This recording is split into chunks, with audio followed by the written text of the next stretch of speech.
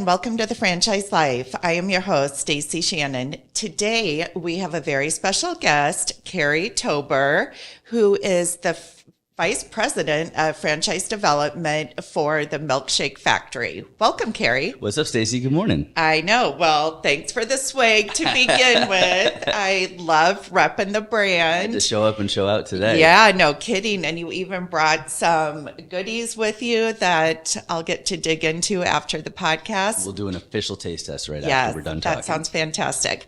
Awesome. So, okay, the Milkshake Factory.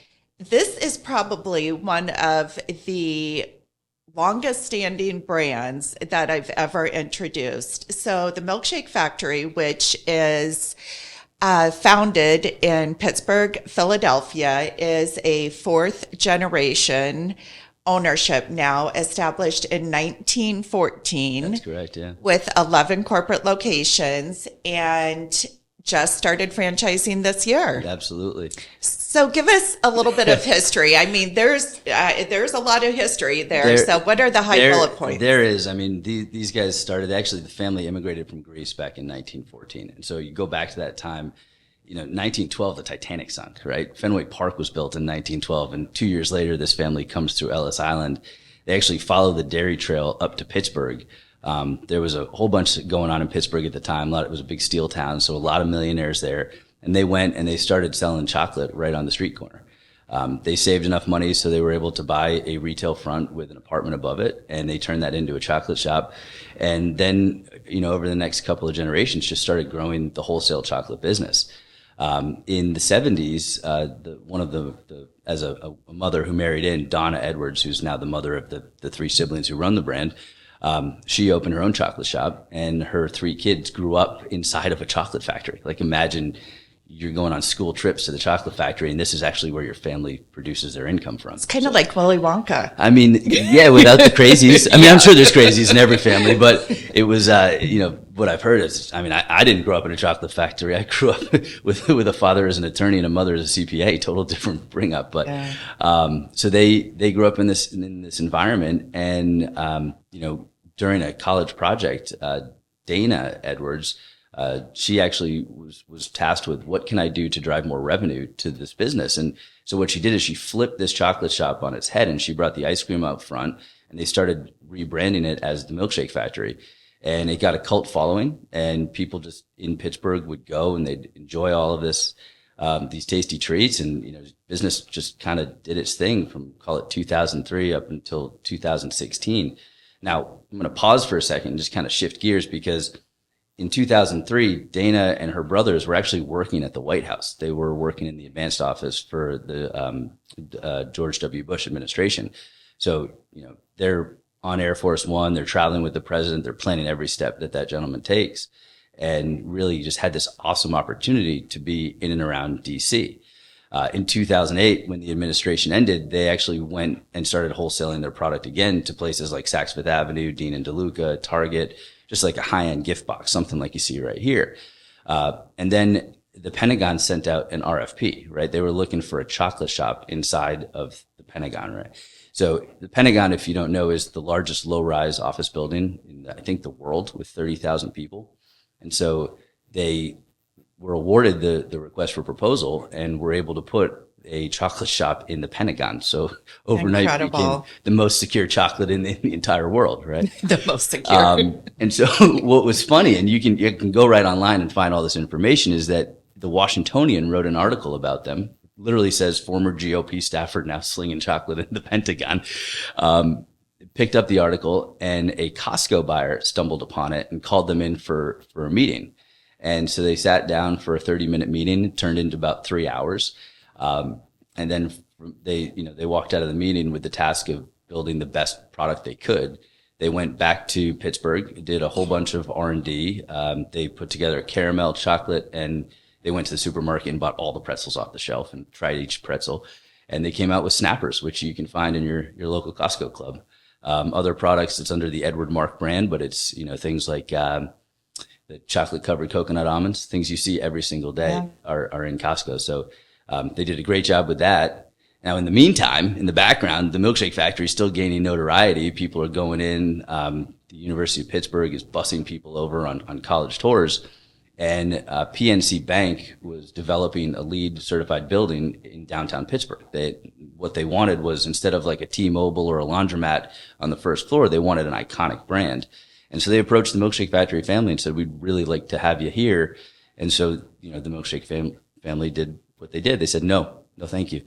And so they did that 3 times. Then PNC said, literally, we need you to come do this. We're going to help you out. And they opened what we call our flagship location, the location you see right here behind us. So this was the second location that was opened, and really the jump off point. And then about 6 months into that, they realized, hey, we need a real operator for this business. And they went out and they sourced a high level, just lucky enough to be franchise executive, a VP of operations, somebody who's done this, hundreds and hundreds of times previously. And then they realized that they had the ability to expand. And so, from call it 2018 until present, they've opened 9 locations. 6 of those locations were opened in a 16-month period. So what Incredible. I call accelerated market dominance. And just right now, greenfields, no franchisees, first to market in the milkshake industry. Like, let's go. Wow, I asked for a history lesson and I definitely got one. When you said Titanic in 1912, I'm like, that really puts it into perspective. Kind of anchors it, right? Yeah, it Pun does. intended, How long I guess, this has right? been around. It's crazy. Yeah. Love the look and feel. So it kind of takes you back in time. Well, I'm a little bit older than you, but it has that old ice cream shop feel with a modern flair. Yeah, to it's me. classic, timeless. It's like a warm hug from an old friend. Oh, it feels I so like good when that. you walk in there. Because the cool part is right here, we're standing at the door, and if you're standing at the counter looking out, everybody's walking in with a big smile on their face, and all you have to do is just for the 2 minutes that they're in the shop, just keep that smile on their face. Yeah. And a milkshake makes everybody feel good, right? And there are dairy-free options too, all right, for anybody who doesn't think it feels good. Which I that was a question, so you beat me to it because I am lactose intolerant. So I would be one of those that need a dairy-free option. So about 4% of our business is dairy-free, and it is some of the best dairy-free product I've ever had. Awesome. Okay, so we have complete green space. This is by all means a proven concept. Yeah. They've replicated this model 11 times over locally within the Philadelphia area. And so for an individual that is looking for an investment, why Milkshake Factory? Well, to your point, so this is something that they've proven the multi-unit concept over and over. Pittsburgh, sorry to correct you, but Pittsburgh, right, is the 68th largest city in our country. It's only got 300,000 people in it. So if you're looking for an investment and you think at a pretty large scale, you can understand that Pittsburgh is not a Orlando, it's not a Dallas, Texas, it's not a New York City. So there's real upside potential. And the cool part of it is if you look into our literature, into our franchise disclosure documents, we've really been able to provide a lot of clarity and transparency as to what the numbers look like inside the business. My personal background, I was, when I started in franchising, I was in the food and beverage space. I worked with a butcher shop concept, and I was lucky to be surrounded by a whole bunch of executives in, what I'd call the fast casual and quick serve industry. And they taught me all about not just P&Ls, but day parts and average ticket and daily transactions. And so we were able to pull all that from the POS system over at Milkshake Factory and provide that in our, what we call an item 19. So I get a lot of, and thank you for correcting me. I don't know why I keep saying the other word, It's but it's all right. Pittsburgh. My homeboy over here is wearing a Pittsburgh hat. Oh, yes. Okay. So I work with a lot of individuals that are interested in a lot of different segments of the franchise industry. Food and beverage for me tends to be one of the tougher ones. Yeah. Because in just a couple, this is just reality. Higher employee count, higher turnover, and more significant build out with hoods and fryers. And, it's just way more extensive. Yeah, of course. So talk me through, if you have a prospect that is concerned about those things, How would you talk them through it? Yeah, and great question, because that was the exact concern that I had when I got the phone call from our partners saying, hey, we got a new brand for you. Again, know all about the food space. And so when I heard about this and saw the website, I'm like, this is going to be expensive. But the latest iteration that will be the franchisable product, we opened for about $550,000. And that's including everything to get you going and the franchise fee. So that kind of put it to bed. In certain municipalities, you will need a grease trap, but you don't need hoods. There's no hot cooking that's going on, right? So it's all refrigeration and managing the ice cream making process, which is really cool.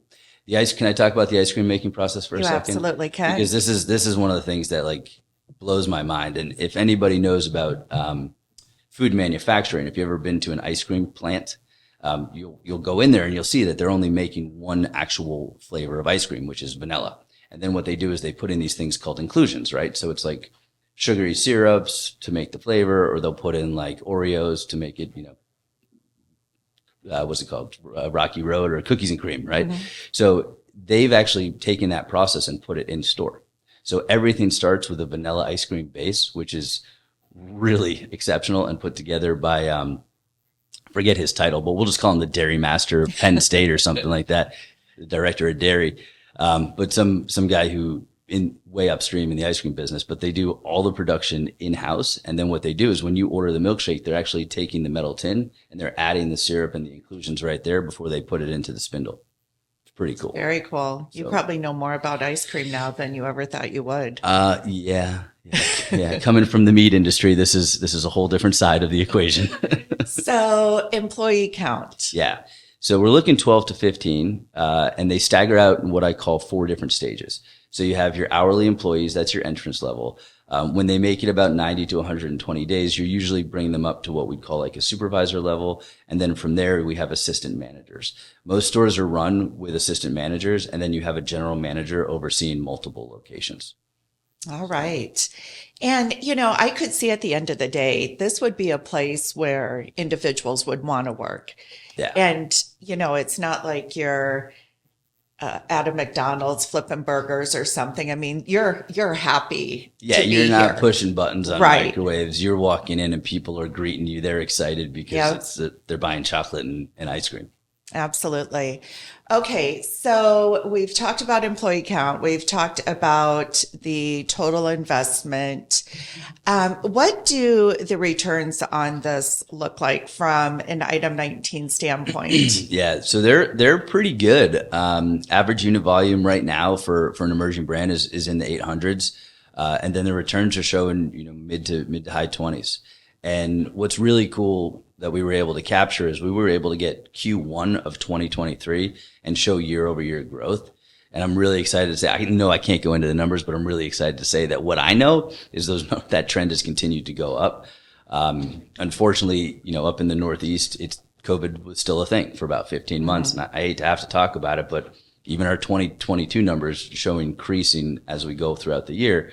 And this year has just been even higher than what we've expected. So we're super excited as to what's going on here. Well, that's fantastic. So, I mean, having visibility into a lot of different brands and the financials that they show in their item 19 in the franchise disclosure documents, what I've seen of the Milkshake Factory is complete P&Ls. Yeah. Which is not the usual case. I mean, I don't want to say unprecedented, but you can. I think it's pretty, not normal, pretty abnormal. So, which should give any prospect looking at this a good feel as to, the health of the brand. Right. And listen, when you put these things together, you want to make sure you have a great founders, right? The great leadership team, and they have really put together a phenomenal leadership team, and then transparency on those numbers. Mm-hmm. And we've been able to put both those together, which is awesome to see.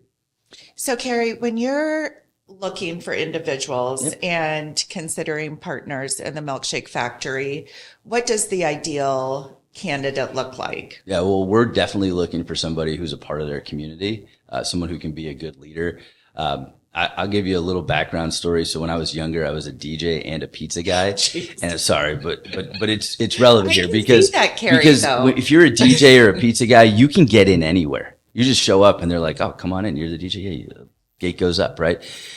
Same type of feeling, but with chocolate, right? So like if you're going to be in your community, you want to be the one who's like paying for your parking with chocolate, right? You want to be known as the chocolate person in your community or the milkshake person.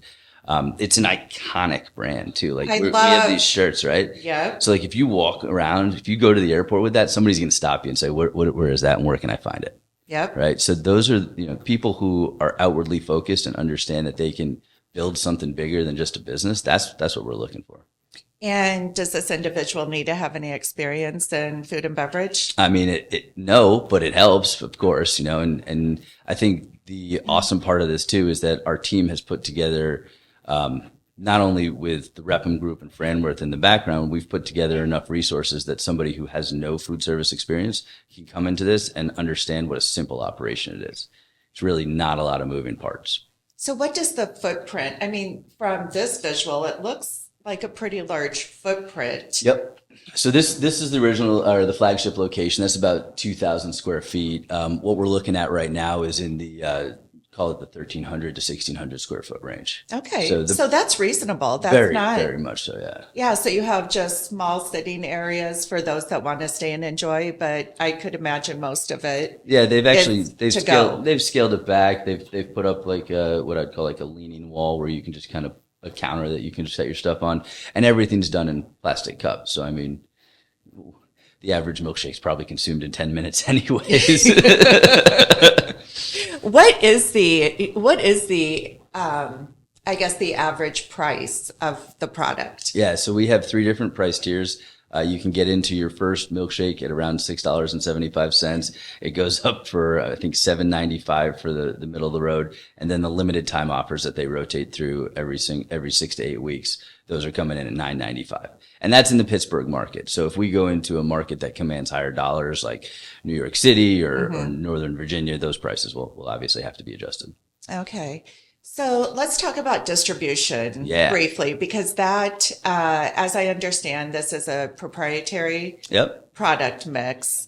So, and, right now it's localized in a specific area. Yep. So what does that look like for distribution for individuals that say may open up in Texas or here in Florida? Yeah, well, I mean, you're hitting all the big questions here, Stacie, right? How much does it cost? How much can you make? How do I staff it? And how do I distribute it? So these guys have done a great job. They partnered with Galloway, which is a dairy distributor, and they're using Cisco distribution as a vehicle. So they've partnered with Cisco Emerging Brands, which has 76 DC points throughout the United States. So we're able to get product anywhere in the country right now. Fantastic. All right. Well, what am I missing about the Milkshake Factory? A milkshake. Oh, duh. You couldn't show up with one of those? No. Product quality deteriorated on the flight. I'm sorry. Well, let's get it here in West Palm Beach soon, okay? Absolutely. I would love that. All right. Well, thank you so much, Cary, for being with me today and actually making the trip down here to South pleasure. Florida. I relish at the opportunity to get in studio with you. Get you out of New York there for a little bit. Shh, don't tell anybody. All right. For anybody that is interested in learning more about the Milkshake Factory, please feel free to reach out to me at Stacie@fusionfranchising.com. Thanks and have a great day. And now it's time for a taste testing. Yay. So Cary and I are here and we have just taped our podcast, and now it's time for the official taste testing of the product. All right, Cary, you ready to dive in? Yeah, what do you want to start with? You want to start with the salted caramels, the s'mores crunch, or the pretzel bite? Let's start with the salted caramels. See what we have here. Ooh, look at that packaging. A couple different types of chocolate. All right, I like dark chocolate. Yeah, me too. Let's try those. Okay.